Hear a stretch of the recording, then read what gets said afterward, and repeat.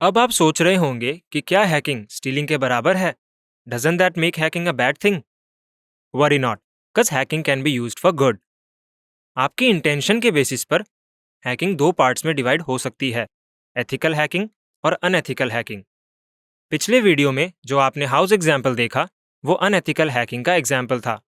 चोर का मोटिव था आपके पैसे चोरी करना और उसने अपनी नॉलेज और स्किल्स का मिसयूज किया आपके घर में एंटर करने के लिए।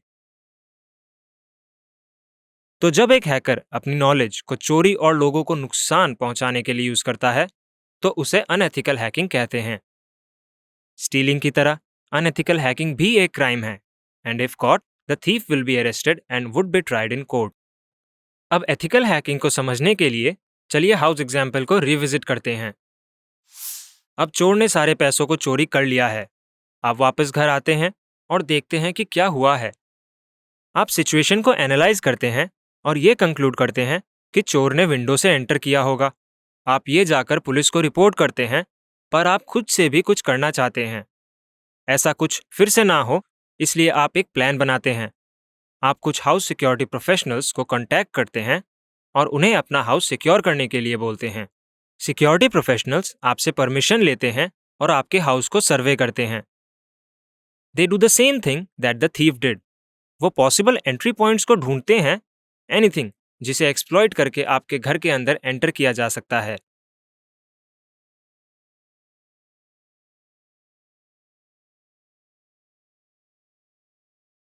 आफ्टर दे आर डन, वो आपको रिपोर्ट देते हैं और बताते हैं कि आपके घर में ये सिक्योरिटी लूपहोल्स हैं, और वो लूपहोल्स को फिक्स करने के लिए सोल्यूशंस भी देते हैं। For example, loophole, Windows breakable हैं क्योंकि वो ग्लास से बनी हैं। सोल्यूशन, घर की सारी विंडोज में ग्रिल्स को ऐड करिए। या फिर लूपहोल, लॉकर के कोड को गेस करना इजी है। सोल्यूशन, कोड को चेंज करके ऐसा सेट करिए जिसे बाकी लोग गेस नहीं कर पाएं। सिक्योरिटी प्रोफेशनल्स आपके घर की सिक्योरिटी को और स्ट्रेंथन करने के लिए कुछ एडिशनल सिक्योरिटी मेजर्स को सजेस्ट करते हैं। फॉर एग्जाम्पल, बाहर जाते वक्त रूम्स के डोर को भी लॉक करके जाइए। इस तरह से अगर कोई घर में घुस जाता है तो वो लॉकर वाले रूम में नहीं जा पाएगा। This is what is called ethical hacking. जब हैकर्स ऑर्गेनाइजेशंस या इंडिविजुअल्स की परमिशन से सिक्योरिटी लूपहोल्स को ढूंढते हैं और उन्हें फिक्स करते हैं, उसे एथिकल हैकिंग कहते हैं।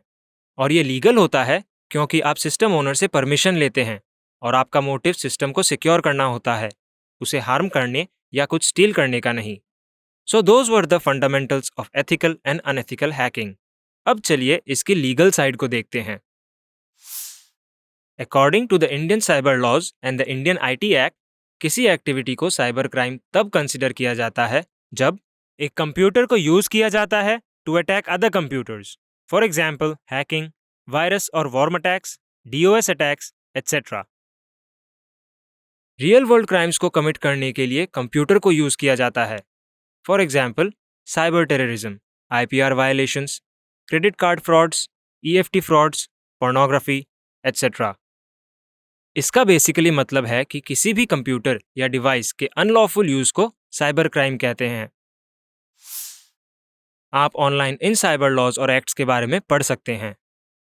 जिस हाउस थेफ्ट सिनारियो को हमने आपके साथ शेयर किया था, वो आपको फंडामेंटल्स ऑफ हैकिंग का आइडिया देने के लिए था। In today's world, the systems aren't as simple as a house and the assets are not just gold और मनी। हमारे टेक्नोलॉजिकल एडवांसमेंट की वजह से सिस्टम्स और ज़्यादा कम्प्लेक्स हो गए हैं और इन्फॉर्मेशन एक रियल एसेट बन चुकी है। The whole web works on the basic principle of information exchange. आपके यूजर नेम और पासवर्ड्स, आपका अकाउंट बैलेंस, आपका पर्सनल डेटा, ये सब कुछ डिजिटली स्टोर्ड इन्फॉर्मेशन है। अगर ये प्राइवेट इन्फॉर्मेशन किसी ऐसे इंसान के हाथों में लग जाती है जिसके पास ये नहीं होनी चाहिए, then it becomes a problem. Hence, information को सिक्योर करना टॉप प्रायोरिटी बन जाता है। This is what we mean by information security. Hope you have a good idea about what hacking is now. Click on the next button to proceed.